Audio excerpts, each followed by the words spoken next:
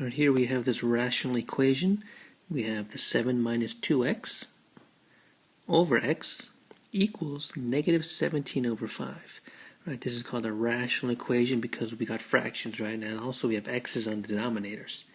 There are a couple ways to solve this, but we notice that there's one fraction on the left and one fraction on the right. Okay, so we're going to use this property here.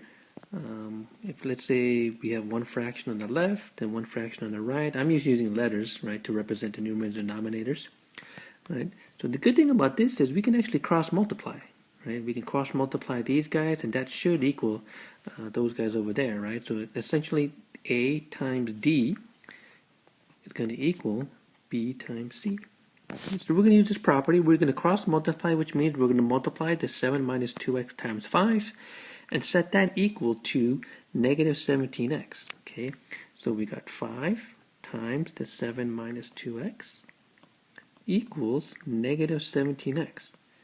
Okay, so we've essentially converted from a rational equation into a linear equation. All right, so these linear equations should be able to solve these guys. Okay, so let's distribute through the 5 on the left. So 35 minus 10x is equal to negative 17x. Okay, from here we're going to add the 10x to both sides. Okay, and we get 35 is equal to negative 7x. Okay, so what's the last step here? The last step is to divide by negative 7. So here we get our result, x is equal to negative 5. Okay. Now, because this is a rational equation, we do have to check our answer.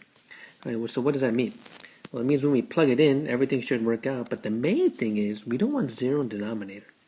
Okay, so it turns out that here the restriction is 0, right? We know that x itself. If x is equal to 0, that means the denominator is 0. Okay, so our answer does not equal 0, right? It equals negative 5. Okay, and we haven't made any mistakes. So we can trust that this x equals negative 5 is going to be the correct answer here.